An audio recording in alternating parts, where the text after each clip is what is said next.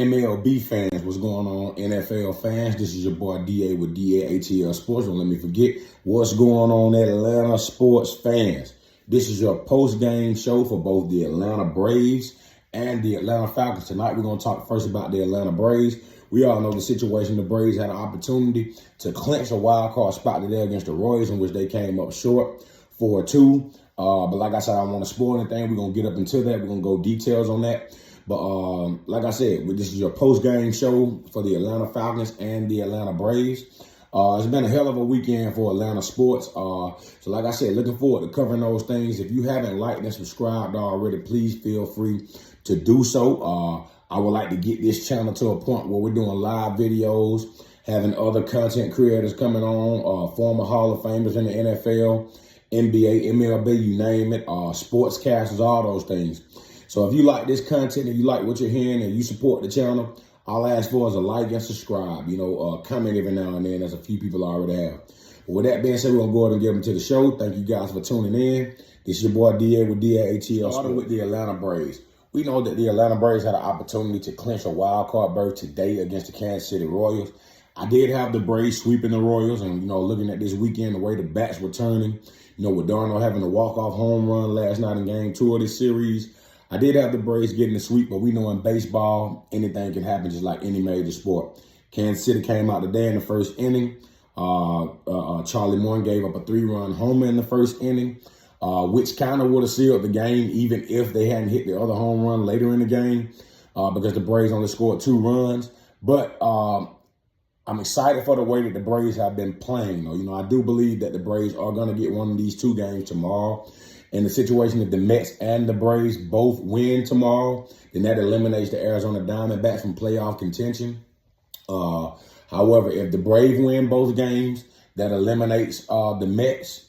If the Mets win both games, of course, that'll eliminate the Braves from postseason contention.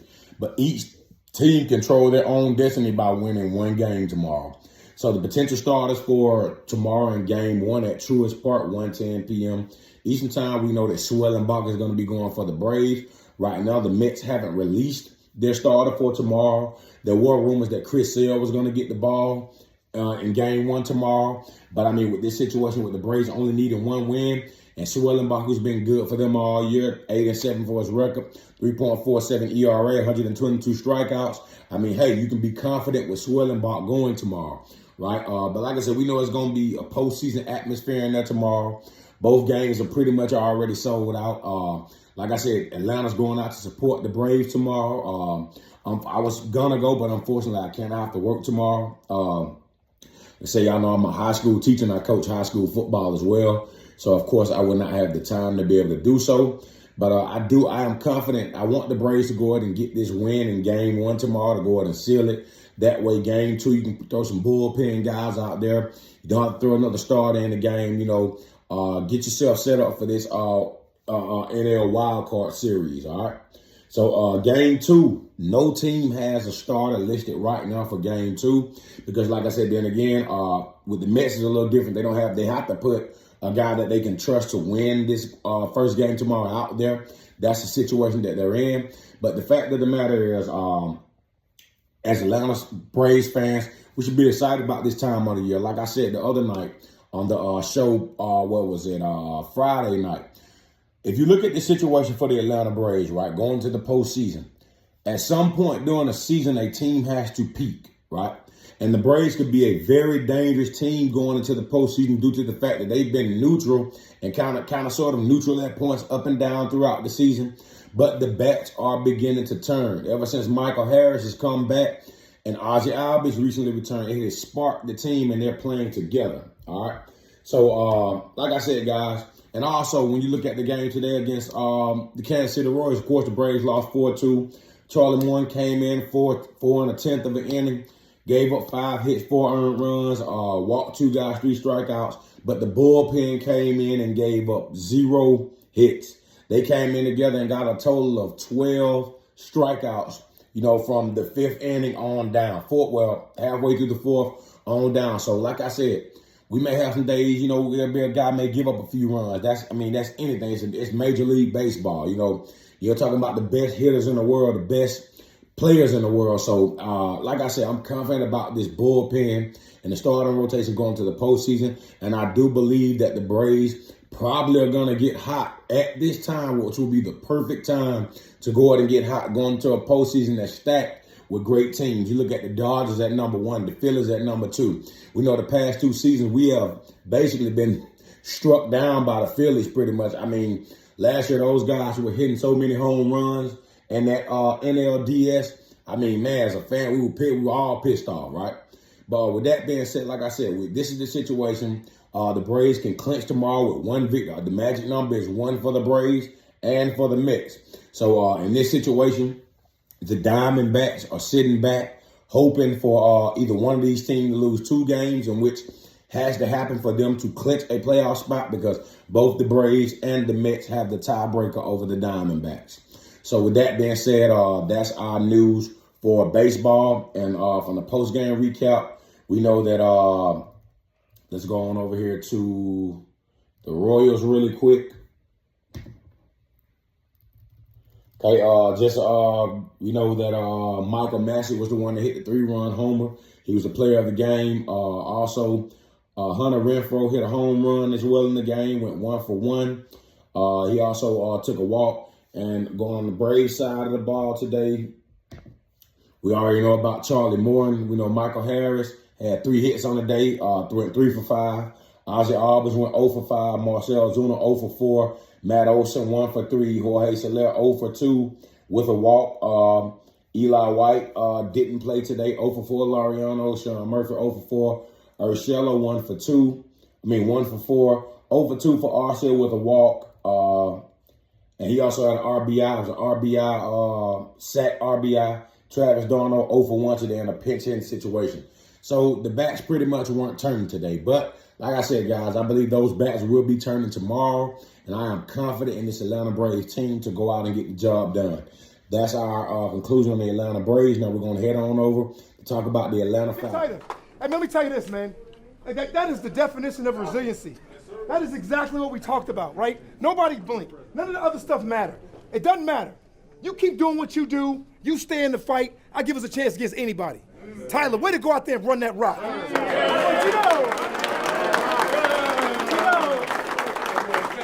Hey, defense. That's how you ball up in the second half. That's how you ball up in the second half. And stop the run. Hey, guys, quick turnaround. We're ready to recovery. Here we come. Here we come. Moving on to the Atlanta Falcons. First of all, I'll say I'm excited that we won the game today. And to be 2-2 after these tough stretch of 4 games that we have had to start the season. You know, the Pittsburgh Steelers, the Philadelphia Eagles, the Kansas City Chiefs, and New Orleans Saints. 4 teams that have pretty good defenses. You know, 4 teams that are known. We know the Chiefs are known for their offense, as well as the Eagles also.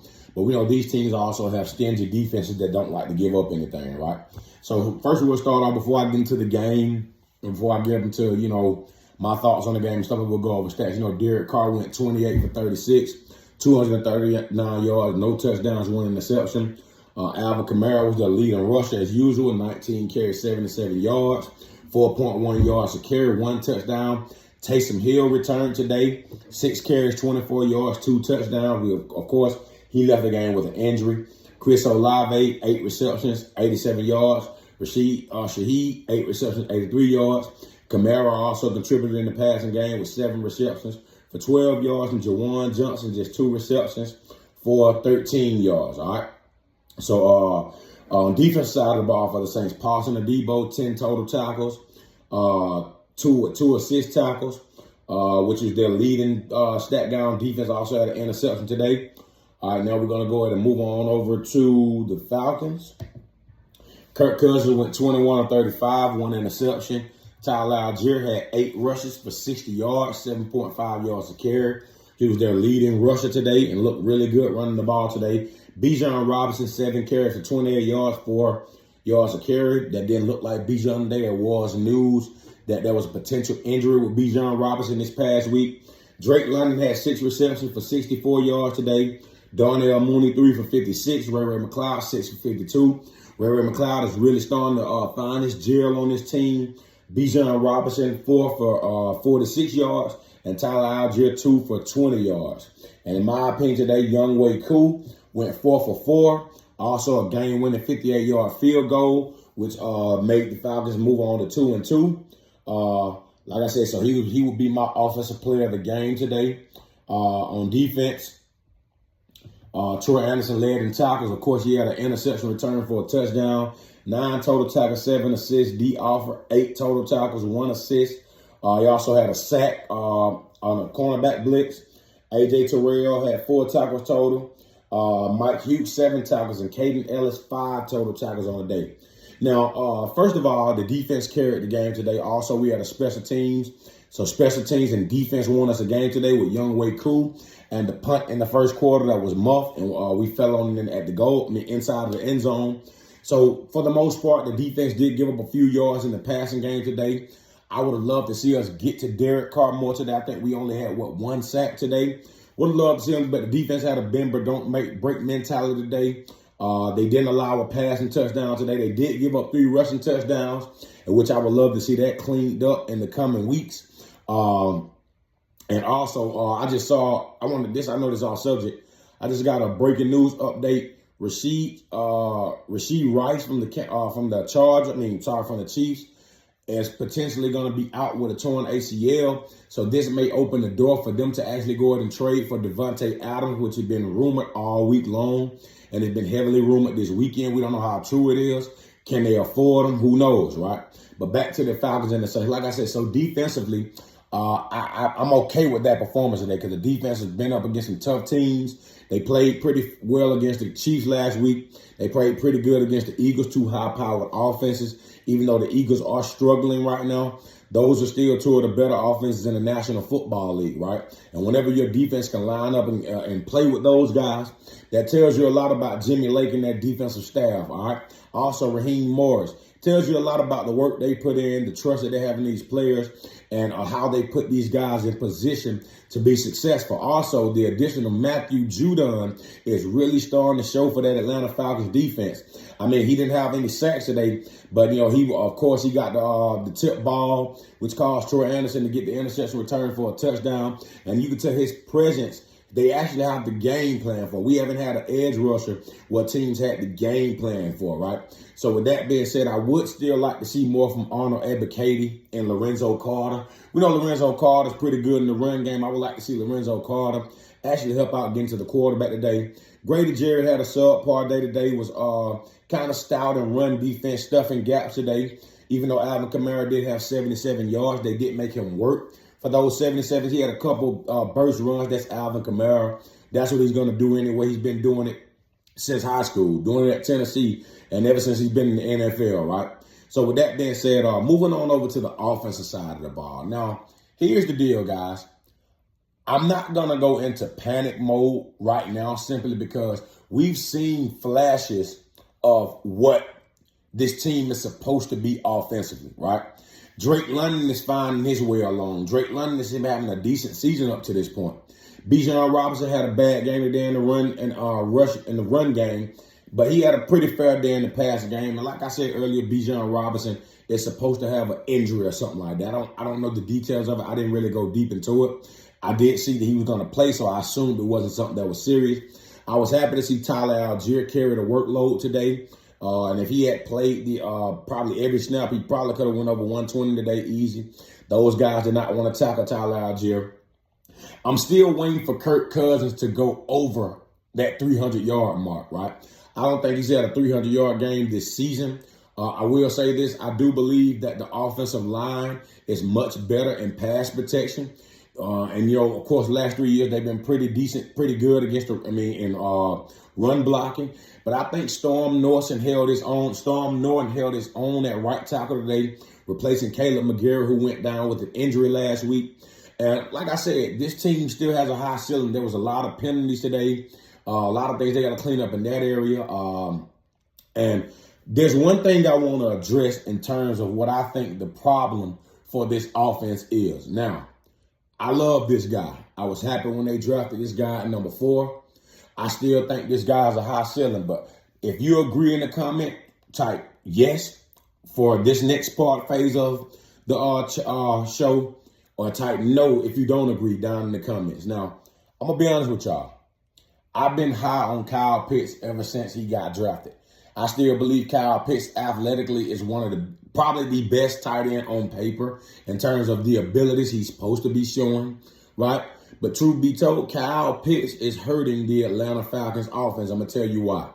We know Rondale Moore went out with a torn ACL and he's out for the season. And Rondale Moore was supposed, and we can see that, and I truly believe if Rondale Moore hadn't gotten hurt, if Rondale Moore had been playing in these first 4 games, I truly believe that the Atlanta Falcons could possibly be 4-0 or 3-1 because we know that first game against Pittsburgh, the offense was all over the place. But for the past 2 weeks prior to this week, the offense has been kind of sort of establishing an identity. So without having Rondale Moore, they're still trying to fill that gap because he was supposed to be a big part of this offense. But my problem with Kyle Pitts is, and this is something that I think I follow Antoine Smith, 95 North Sports. I think one of those guys said last year, Kyle Pitts is lazy in running his routes. He's lazy in his route running, right? And I saw that a lot today. You know, I paid a lot of attention to Kyle Pitts. He's not firing off the ball. I'm not sure if it's a thing where Kyle Pitts is not the same from the injury. I do believe he's healthy now. However, I don't think that's the case. Or maybe Kyle Pitts wants to move on from Atlanta because he still feels like he's not getting the ball. Now, we've seen decent flashes of Kyle Pitts this season so far. He did have the touchdown in week 1. I think he may have 2 on the season. Like I said, he's caught a few big balls, a few good balls this year. But Kyle Pitts is not getting open, right? There was one play where I think it was 3rd down, and they had him matched up against Marshawn Lattimore. Now, Marshawn Lattimore is one of the better cornerbacks in the National Football League. But the fact that Kyle Pitts is 6'6", 240 pounds or 250 pounds, you have to be able to create a window for yourself to get open. This is hurting Kirk Cousins. It is hurting the passing game. Why? Because Kyle Pitts is not getting separation from defenders. Of course, any defensive back can run with any tight end. I don't care how fast that tight end is. But the problem is Kyle Pitts is not helping to extend the offense, or at least he did not help to extend the offense today. Like I said, go back and watch the tape. Kyle Pitts is not firing off the ball. Kyle Pitts is not getting himself open. It is Kyle, and we can say, oh, they're not finding ways to get him the ball. That's not the case. If Kyle Pitts is not creating windows for himself to be available to receive a pass, then he's not going to get the football. If Kyle Pitts can't get separation from defensive backs or create or come off the ball hard enough to create a situation to make a jump ball, Kyle Pitts is not going to be a factor. So I don't think this is a thing where the Falcons aren't game planning to get Kyle Pitts more touches. Kyle Pitts is not operating as if he wants to get more touches. Like I said, he's had flashes this year. He's done things. Yes, I'll give that to him. But today, Kyle Pitts was not, first of all, there's no reason why you're supposed to be the unicorn. Number 4 overall picks, and you had 0 reception today. And on that one play, when Marshawn Lattimore broke up the pass that was the targeted pass to him, I mean, he didn't try to box. I mean, you look at Travis Kelce. You look at other tight ends around, Mark Andrews, other tight ends around the league who are much slower and much less athletic. Now, like I said, we know Kelce got a little decent athletic ability. But Kyle Pitts overall is more athletically gifted than these guys. But these guys find ways to get open. Kyle Pitts is not finding ways to get open, and I think it's making the offense look worse than they are. You have to have a tight end that you can go to. You have to have a guy that can create space, right? Wall himself off, box out the defender. Kyle Pitts is not doing that for this Atlanta Falcons offense. And pretty soon, I'm going to be honest, for the Falcons, they may have to move on. I like Parker Hesse. I mean, if we're going to have a guy, now Parker Hesse is a great blocker. We're going to have a guy that's not get open, that's supposed to be the unicorn, supposed to be the best tight end out of all NFL football. You may as well go with Parker Hesse. And this is what we're going to get out of Kyle Pitts. We may as well go with Parker Hesse. So, but for the most part, like I said, I did see the post-game show, and Raheem Morris agrees they have a lot to work on. Yes, they do. But for these guys to be 2-2, I do believe there's a high ceiling for this team. They have to figure out their tight end position, and they also have to figure out a few other things, but I do think this team is headed in the right direction. So with that being said, this is going to wrap up our show. I said I wasn't going to be long, but like I said, guys, you give me your thoughts in the comments. Like I said, we do have a quick turnaround against Tampa Bay this Thursday night, and which is going to be a pretty good game. This is going to be pretty much for the battle of first place in the NFC South. Actually, I think the Buccaneers are still undefeated.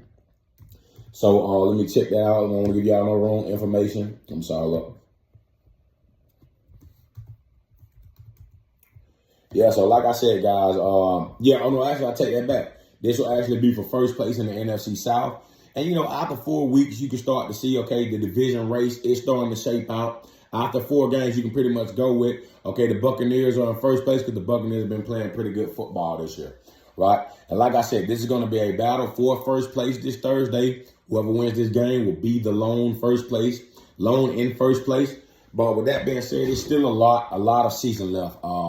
Looking at the Falcons next 2 games, they got the Buccaneers and the Tampa Bay Buccaneers and the Carolina Panthers coming up. I do believe that these are both winnable games. Anytime you play a division game, I don't care what the record is or how hot a team has been, familiarity is going to be a big play here, And we lost our last 2 games to these teams last season in embarrassing fashion. But with that being said, like I said, the Falcons have everything in front of them, all right? So they could very well be 4-2 after the Carolina Panthers game. So with that being said, everything is still in front of this team. And even though they still have a lot to work on, I love them being at 2-2. That says a lot about the coaching staff, a lot about where they're trying to go. And with that being said, guys, this is going to conclude our show. Thank you for your support once again. I ask you to like and subscribe to the channel. Like I said, I'm going to be doing more and more post-game shows, pre-game shows. We're also going to have a show probably tomorrow night following the 2 games with the Atlanta Braves and the Mets, talk details. If we clinch a postseason spot, talk about the matchup that we'll see. And because right now we don't know who we're playing. There are predictions based off where we are right now, but we don't know who will finish in the standings. So I'll wait until the final standings come out to go on with that. But with that being said, it was good for the Falcons to win today. I'm just glad that after all the ups and downs of the Atlanta Braves this year, they still have a chance to clinch a wild card berth to go in the postseason and make a run, try to gather another World Series title, which will be the 3rd in franchise history. With that being said, thank you guys for tuning in. This is your boy DA with DA Sports and your boy Boom checking out. Till next time, one love.